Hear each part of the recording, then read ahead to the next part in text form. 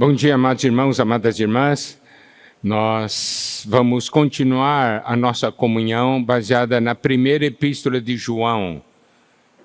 Na última comunhão que tivemos, vimos como nós somos bem-aventurados porque fomos chamados por Deus para participar de uma comunhão exclusiva, especial. É a comunhão do Deus triuno.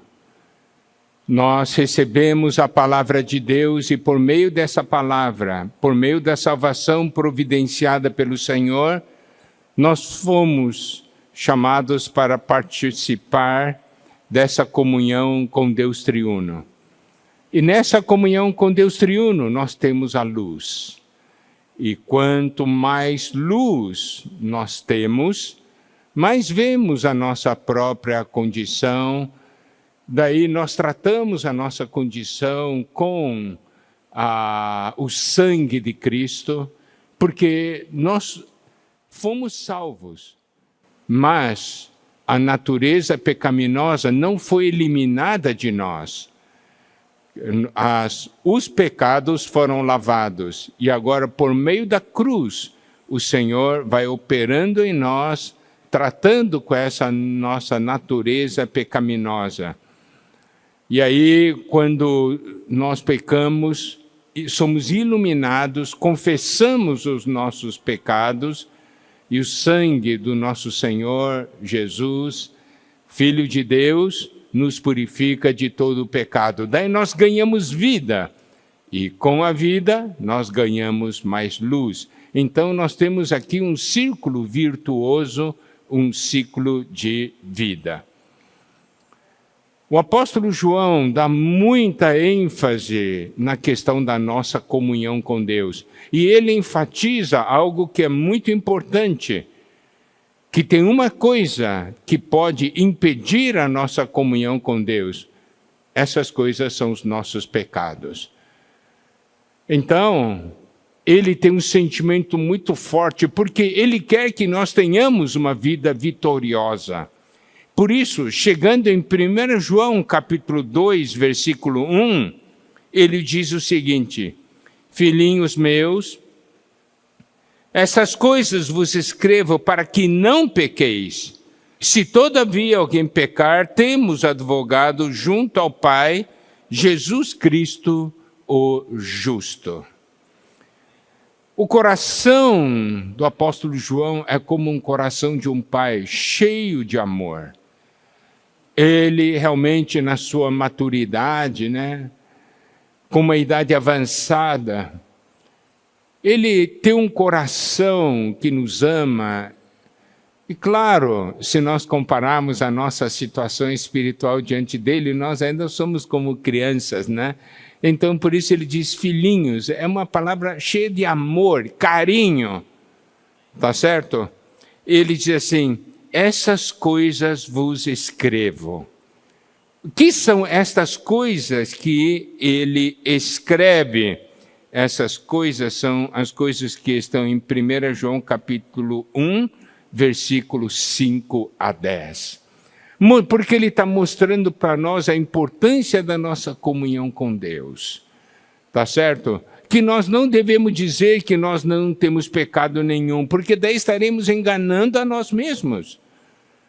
Mas se confessarmos nossos pecados, ele é fiel e justo para nos perdoar. Tá certo? E se nós falarmos que não temos cometido pecado, estamos fazendo o Senhor, nosso Deus, de mentiroso, e a sua palavra não está em nós. Mas ele diz assim: filhinhos meus, esta coisa vos escrevo para que não pequeis. Irmãos, essa é uma afirmação muito importante. Por que essa afirmação é importante? Porque aqui nos mostra que é possível não pecar. Entende o que eu quero dizer? Nós temos um conceito. Eu sou fraco, eu peco, o que eu posso fazer, não é assim? Mas aqui ele está falando: essas coisas vos escrevo para que não pequeis. Não quer dizer que doravante nunca vamos pecar, porque ocasionalmente nós pecamos. Mostra que nós temos uma sensibilidade quanto ao pecado, porque o pecado nos tira, nos impede a comunhão com Deus. Amados irmãos, amadas irmãs, o que nós estamos ganhando em 1 João, capítulo 1, é algo muito importante. Muitas vezes tem irmãos e irmãs que vêm ter comunhão e dizem assim, eu estou com uma dificuldade em tocar o Senhor, eu não sei o que está acontecendo comigo, e muitas vezes nós na comunhão perguntamos, irmão, tem alguma coisa inadequada na sua vida que você não tratou com Deus? Isso é muito importante, porque se tem os pecados presentes, isso é uma barreira para a nossa comunhão com Deus. E aqui ele diz, né? Essa coisa vos escrevo para que não pequeis. Mas olha o que o versículo diz, se todavia alguém pecar, temos advogado junto ao Pai, Jesus Cristo o justo. Esse versículo é muito importante, ele fala para que a gente não peque, mas se porventura pecar, nós temos um advogado junto ao Pai, Jesus Cristo o justo. Então, olha só, essa importância da visão, da revelação de que eu não preciso pecar. Eu posso não pecar, eu posso vencer o pecado. Nós temos que perceber que quando o apóstolo João está falando isso para nós, ele está mostrando uma coisa, todos os recursos para uma vida espiritual vitoriosa, esses recursos estão à nossa disposição. Por isso que ele diz, essas coisas vos escrevo para que não pequeis. Ele está falando que é possível não pecar, existem os recursos que Deus preparou para a nossa vida espiritual, para nós vencermos o pecado. Cristo morreu na cruz, não para nós vivermos uma vida sob o domínio do pecado. Cristo morreu na cruz para nos libertar desse domínio, dessa natureza pecaminosa. E o apóstolo João dá muita ênfase a isso, por quê? Porque se estou na comunhão com Deus, desfrutando de Deus e das suas riquezas, eu tenho os recursos para não pecar. Os irmãos compreendem a importância da comunhão, a importância de estarmos na comunhão do Deus triuno? A questão é o nosso relacionamento com Deus.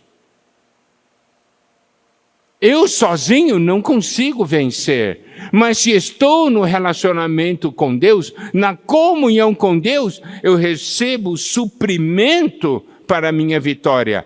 Eu vou ler uma porção de Romanos capítulo 7, onde o apóstolo Paulo mostra o conflito, a briga que ele teve no seu interior sempre sobre a questão do domínio do pecado, da natureza pecaminosa. Romanos capítulo 7, dos versículos 15 até o versículo 24. Essa porção diz assim, preste atenção, porque nem mesmo compreendo o meu próprio modo de agir, pois não faço o que prefiro, e sim o que detesto. Isso mostra que em nosso interior, nós queremos fazer o bem, mas o resultado é que eu acabo fazendo, eu não faço o que eu prefiro e acabo fazendo o que eu detesto. Eu creio que todos nós temos esse tipo de experiência. Daí o versículo 16 diz, ora, se faço o que não quero, consinto com a lei que é boa. Então eu conheço a lei, eu sei o que Deus quer. E olha o versículo 17. Nesse caso, quem faz isso já não sou eu, mas o pecado que habita em mim. Eu quero fazer a vontade de Deus, mas eu não consigo. E aquilo que eu não quero fazer, eu acabo fazendo. Daí ele diz, não sou eu, é a questão do pecado que habita em mim. Versículo 18 diz, porque eu sei que em mim, isto é, na minha carne, não habita bem nenhum, pois o querer o bem está em mim, não porém o efetuá-lo. Eu creio que essa é a experiência de cada um de nós. Nós queremos o bem, mas nós não temos essa capacidade. Querer o bem está em mim, não porém o efetuá-lo. Então o que eu quero fazer, que eu sei que é certo, eu acabo não fazendo. Versículo 19, porque não faço o bem que prefiro, mas o mal que não quero, esse faço. Então você pode ver, essa experiência de Paulo é experiência semelhante à nossa. Então é como se a gente falasse, não tem jeito de vencer o pecado, o negócio é viver sob o domínio dele, não é assim? Mas graças a Deus que mais adiante as coisas mudam. E diz assim, pois não faço o bem que prefiro, mas o mal que não quero, esse faço. Versículo 20, mas se eu faço o que não quero, já não sou eu quem o faz, e sim o pecado que habita em mim. 21, então ao querer fazer o bem, encontro a lei de que o mal reside em mim. 22, porque no tocante ao homem interior, tenho prazer na lei de Deus. Mas vejo nos meus membros outra lei, que guerreando contra a lei da minha mente, me faz prisioneiro da lei do pecado que está em meus membros. Desventurado homem que sou, quem me livrará do corpo dessa morte? Então Paulo aqui está num desespero. Por quê? Porque dentro da experiência dele, ele quer a lei de Deus na minha mente, eu sei o que Deus quer, e eu quero fazer esse bem, mas existe na minha carne, existe nos meus membros uma outra lei que guerreia contra a lei que está na minha mente. E me faz prisioneiro da lei do pecado que está nos meus membros. Daí eu descubro que na minha carne, nos meus membros, há uma lei muito mais forte que a lei que está na minha mente. Há uma lei muito mais forte do que esse meu desejo de fazer o bem que eu conheço. Daí Paulo faz uma afirmação de desespero. Desventurado homem que sou, quem me livrará do corpo dessa morte? Capítulo 8, versículos 1 e 2 diz assim, agora pois já nenhuma condenação há para os que estão em Cristo Jesus, porque a lei do Espírito da vida em Cristo Jesus te livrou da lei do pecado e da morte. Graças a Deus, aqui está a saída. E Paulo então, ele exclama com toda alegria, certo? A lei do Espírito da vida em Cristo Jesus. A lei do pecado e da morte é forte, mas há uma lei muito mais forte que a lei do pecado, que é a lei do Espírito da vida. E essa lei do Espírito da vida é o quê? É algo resultante da vida que nós ganhamos de Deus, na comunhão com Deus, que tem um poder muito maior do que a lei do pecado e da morte. Eu vou explicar agora, já explicamos no passado várias vezes, mas eu gostaria de explicar novamente essa questão da lei do pecado e da morte. Então, essa lei do pecado e da morte tem dois aspectos, pecado e morte. Quando nós falamos da lei do pecado, é a lei que nos faz cometer os atos que nós não queremos. É a lei que nos faz cometer as coisas contra Deus, contra a palavra de Deus. Essa é a lei do pecado. Me leva a fazer o que eu não quero fazer. É o que me leva a fazer aquilo que eu sei que está errado. Isso é a lei do pecado. E a lei da morte? A lei da morte é aquela lei que me anula. Aquilo que me impede de fazer o que eu devo fazer. Tem certas coisas que eu sei que eu devo fazer e eu não faço. Por quê? Porque a lei do pecado, aliás, a lei da morte me domina. Eu vou dar um exemplo muito prático, amados irmãos. Algumas vezes Deus toca no seu interior e diz assim: compartilha essa riqueza que eu dei para você. Certo?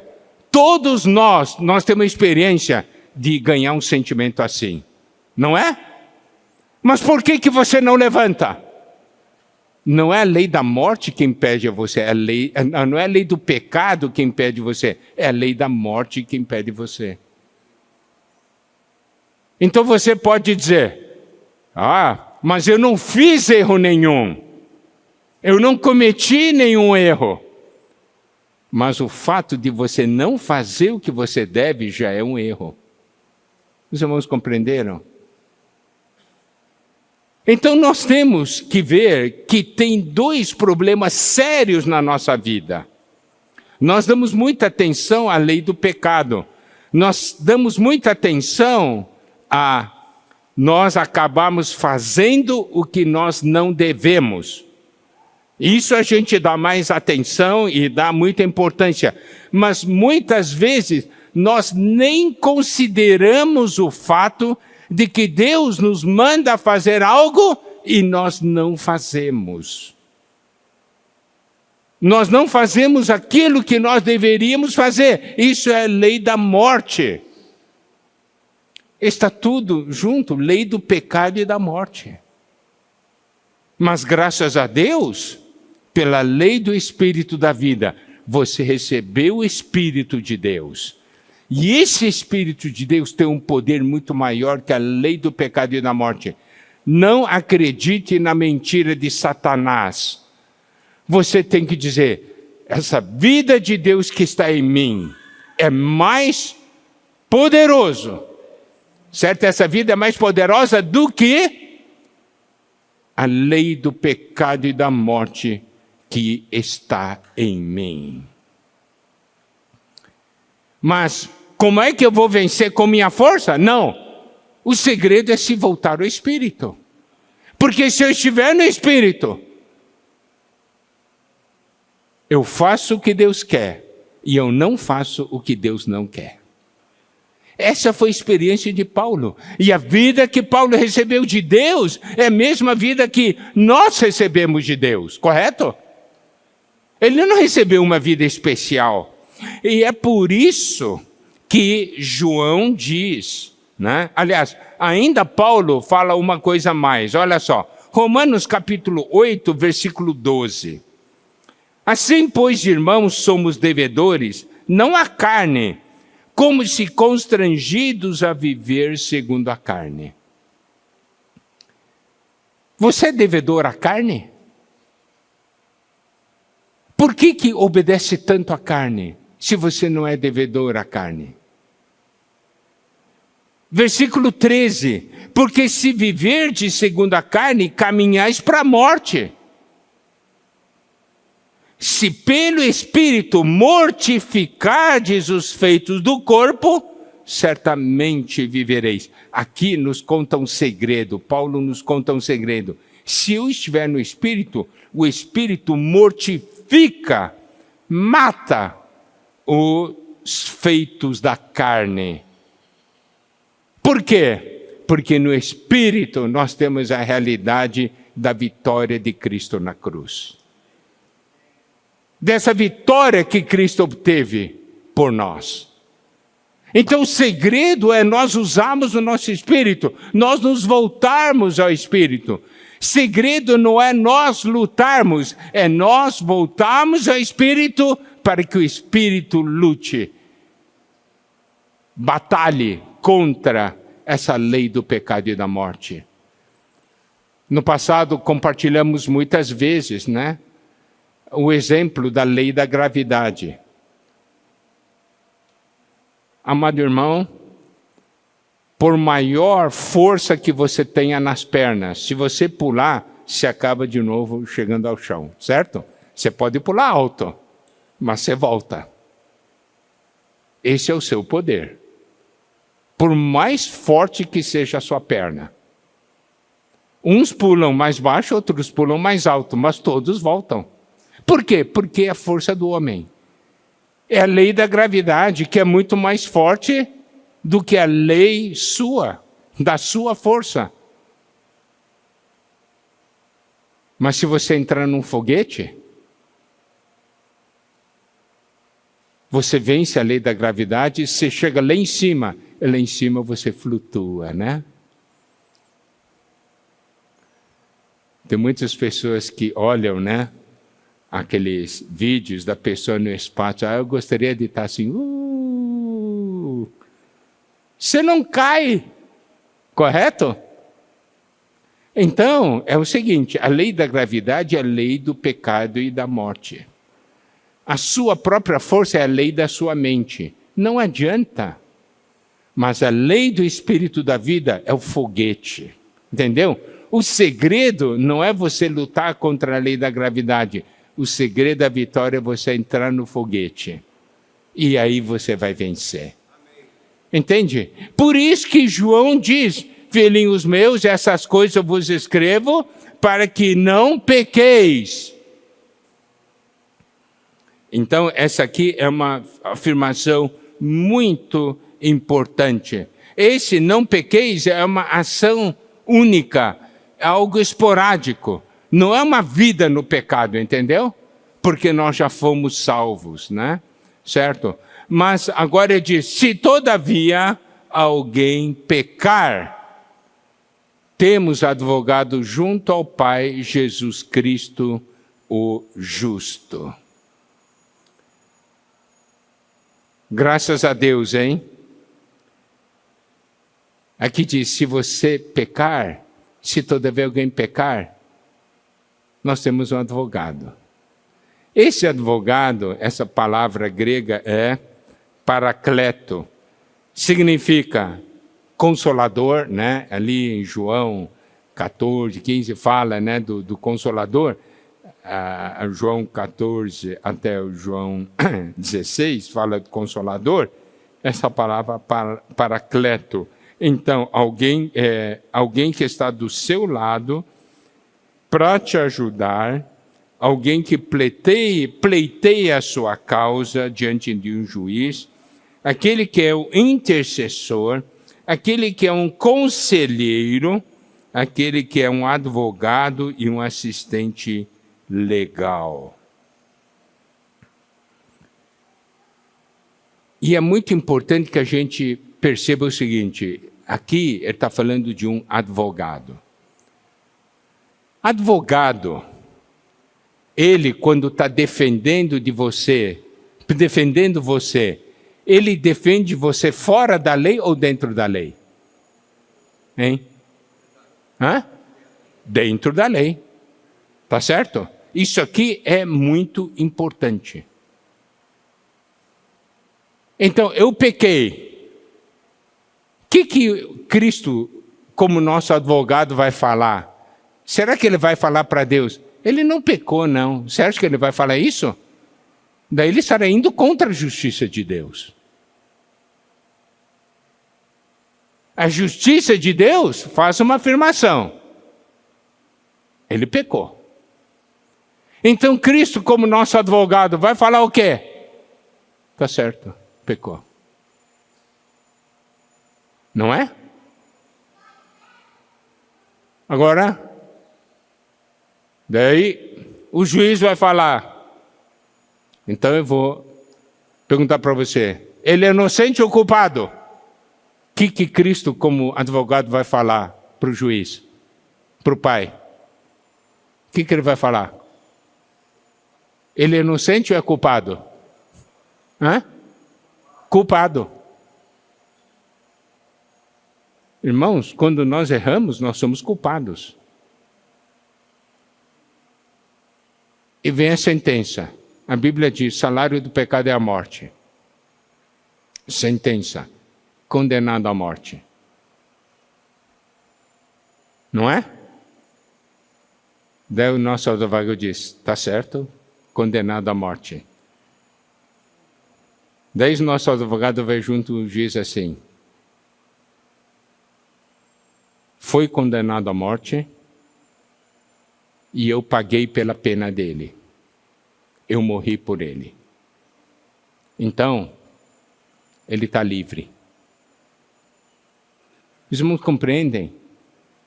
Esse advogado, para nós é muito simples, Senhor me perdoa, eu pequei, Senhor me perdoa, me defende junto ao Pai. E nós somos muito leves na questão do sentimento do pecado. Foi por causa do meu pecado foi que Cristo morreu. Teve um preço. Eu preciso ter essa visão. Mas também, outro aspecto que é muito importante, que nós vejamos nessa porção da palavra, ele diz assim, temos advogado junto ao Pai, Jesus Cristo justo. É que depois que nós fomos salvos, antes nós éramos inimigos de Deus, não é isso? Não tínhamos nada a ver com Deus, mas no momento que nós aceitamos a Cristo como nosso Salvador, nós fomos salvos e nos tornamos filhos de Deus. Deus agora não é somente o nosso Deus, Ele também é o nosso Pai. O outro aspecto que nós também precisamos ver, que está aqui, é que o diabo, ele é o acusador, aquele que nos acusa de dia e de noite. Correto? É isso o que a Bíblia diz, não é? Se nós dermos uma olhada em Apocalipse, capítulo 12, certo? Ele diz assim, Apocalipse capítulo 12, versículo 10. Então ouvi grande voz do céu proclamando, agora veio a salvação, o poder, o reino do nosso Deus, a autoridade do seu Cristo, pois foi expulso o acusador de nossos irmãos, o mesmo que os acusa de dia e de noite diante do nosso Deus. Você sabe que o diabo acusa você e a mim dia e noite diante de Deus? Ele não dorme, não. Ele não dorme. Ele nos acusa. Então, quando nós pecamos, o advogado está olhando, ele vai ser julgado. Daí, ele é inocente ou culpado? O diabo diz, ele é culpado. E o Senhor Jesus vai falar, ele é culpado. Ele é culpado. Condenado à morte. Só que Cristo morreu por nós, né? Então isso é uma coisa tremenda. E outra coisa é que, aqui fala que nós temos advogado junto ao Pai. Agora ficou uma questão dentro da família, entendeu? É o filho que pecou contra o pai. Essa é uma visão também que precisamos ter. Eu, como filho, pequei contra meu pai. Não é simplesmente um pecador que pecou contra Deus. Mas graças a Deus, nós estamos resolvendo um problema em família. E o nosso amado Senhor não é somente nosso advogado, Ele é o nosso irmão primogênito, não é assim? Romanos também fala que Ele é o primogênito nosso. Então é como aquele filho mais velho que fala para o pai, pai, ele está errado, mas já foi pago, né? Tá certo? Então o pai diz assim, então você cuida dele, viu? Fortaleça-o. Fortaleça-o. E o Senhor é aquele consolador, aquele que está do seu lado, para fortalecê-lo. Então, é ou não é possível não pecar? É ou não é possível? É. Nós não devemos crer na mentira de Satanás. Nós temos esse intercessor junto ao Pai. O que é muito bom é que o nosso advogado é um com o Pai e tem sempre e vive na comunhão com o Pai. E ele também vive na comunhão conosco, quer dizer, ele que conhece o Pai e conhece a gente.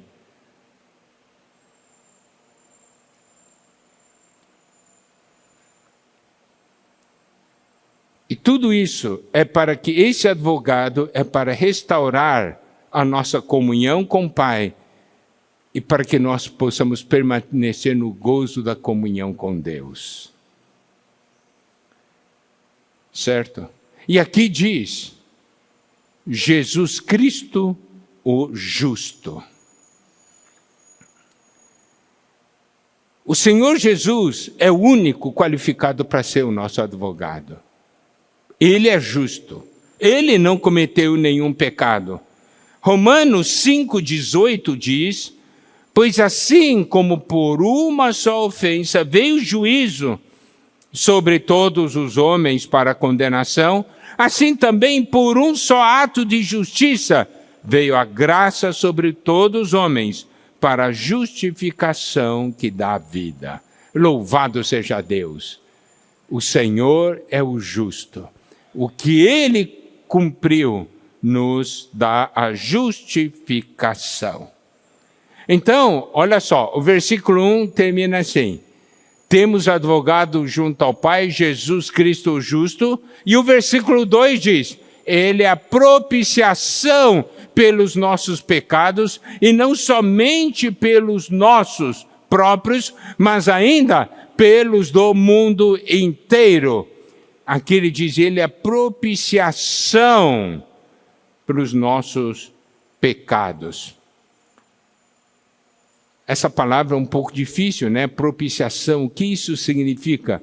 Qual que é a realidade disso? Então, vamos ver alguns versículos na Bíblia para que nós possamos compreender bem o que é isso. Isso é importante para a nossa vida espiritual, para a nossa vitória, porque nós precisamos conhecer a pessoa do Senhor e a obra maravilhosa que Ele fez. É para que nós não pequemos e possamos sempre estar na comunhão do Deus triuno. Então, quando ele diz Ele é propiciação, isso aqui tem a ver com a propiciatório. Tem a ver com essa palavra, ser propício, ser a favor. O propiciatório, era a tampa que cobria a arca do testemunho no Antigo Testamento. Então, vamos ler alguns versículos para que possamos ter uma ideia. Nós vamos gastar um pouco de tempo aqui, porque é muito importante que nós tenhamos essa visão. Êxodo 25, 17 diz, farás também um propiciatório de ouro puro, de 2,5 côvados será seu comprimento e a largura de 1,5 côvado. Isso na versão revista atualizada. King James atualizada, a primeira parte do versículo diz assim, farás também uma tampa, um propiciatório de ouro puro. Então o propiciatório era uma tampa, a tampa que cobria a arca. Levítico 16, versículo 15. Depois imolará o bode da oferta pelo pecado, que será para o povo, e trará o seu sangue para dentro do véu, e fará com o seu sangue, como fez com o sangue do novilho, aspergi-lo-á no propiciatório e diante dele. Este versículo mostra, então, quando há realmente uma oferta pelo pecado, vai pegar aquele sangue e vai aspergir no propiciatório, sobre essa tampa que cobre a arca. Êxodo 25, versículo 22. Ali virei a ti, e de cima do propiciatório, do meio dos 2 querubins que estão sobre a arca do testemunho, falarei contigo acerca de tudo que eu te ordenar para os filhos de Israel. Aqui nos mostra que o Senhor se encontrava com Moisés, ali no Santo dos Santos, e ele, de cima do propiciatório, ele falava então com Moisés. Então, olha só, a arca era o lugar onde Deus se encontrava com o homem. Dentro da arca estava as tábuas do testemunho, estava a lei de Deus.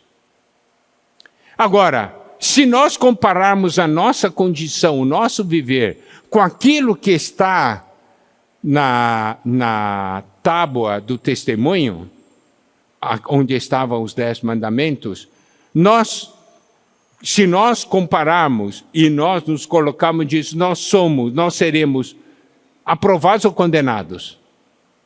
Nosso viver comparado com o que a palavra de Deus diz. Condenado. Então, olha só, dentro da arca está a lei. E essa lei condena a nossa pessoa pela nossa vida, pelo que somos.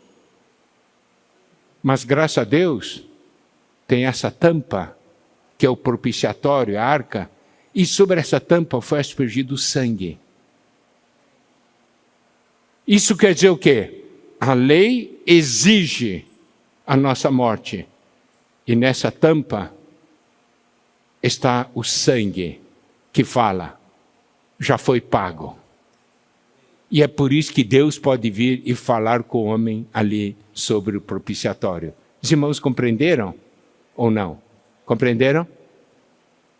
Dentro da arca, a lei exige e condena. Mas na tampa, que é o propiciatório, foi aspergido sangue, que nos defende e nos justifica. E porque fomos defendidos e justificados por causa do sangue, Deus pode vir e falar conosco. Então, a arca é o lugar onde Deus se encontra com as pessoas. Na arca estava a lei dos 10 mandamentos, com uma exigência santa e justa, correto? Porque é de Deus, mas que expõe a nossa condição. Mas sobre essa arca foi aspergido sangue. Então a situação do pecador é uma situação resolvida. Agora o Senhor, Ele é a propiciação. Tá certo? Os irmãos entendem, Ele é a propiciação pelos nossos pecados. Mas antes disso, eu gostaria de mostrar um outro ponto que é de grande importância. Quando o homem, ali em Gênesis, estava no jardim do Éden, não é isso? Ele tinha acesso à árvore da vida. Ele podia desfrutar de Deus, ir para a presença de Deus, mas o homem pecou. E aí, vamos ver Gênesis 3:24, por causa da queda do homem, vamos ler na versão King James atualizada. Deus baniu Adão e Eva e no lado oeste do jardim do Éden estabeleceu seus querubins e uma espada flamejante que se movia em todas as direções, evitando assim que alguém tivesse acesso à árvore da vida. Então o homem já não tinha mais acesso à árvore da vida. E aqui nós temos 3 itens que precisamos dar atenção. Os querubins, a chama, que é o fogo, e a espada. Os querubins significam a glória de Deus. A chama significa a santidade de Deus. E a espada significa a justiça de Deus. Então, nós podemos ver que devido ao nosso pecado, nós não atendemos requisitos da glória de Deus. A Bíblia diz, todos os homens pecaram e carecem da glória de Deus, certo? Então, nós não atendemos requisitos da glória de Deus, nós não atendemos requisitos da santidade de Deus e nós não atendemos requisitos da justiça de Deus. Então, o homem já não tem mais direito a ter acesso a Deus. Mas Louvado seja o Senhor pela obra da redenção. Em Hebreus capítulo 10, versículos 19 e 20, na versão King James atualizada, diz assim: sendo assim, irmãos, temos plena confiança para entrar no Santo dos Santos, mediante o sangue de Jesus, por um novo e vivo caminho que ele nos descortinou por intermédio do véu, isto é, do seu próprio corpo. Aleluia! O acesso a Deus foi restabelecido. Eu posso ter acesso a Deus. Você pode ter acesso a Deus, meu amado irmão. Não é um privilégio? Nós podemos falar com Deus, viver na presença dEle. Então, nós precisamos entender o seguinte, que essa questão do propiciatório, Cristo é esse propiciatório. Cristo é o local de encontro entre nós e Deus. Amém? Por isso a Bíblia fala tantas coisas. Em Cristo, em Cristo, em Cristo. Aleluia. Nós temos Cristo em nós e nós em Cristo. Os irmãos percebem por que João então disse: filhinhos meus, essas coisas vos escrevo para que não pequeis. Porque nós temos algo tão maravilhoso à nossa disposição. Cristo é o lugar, é o propiciatório.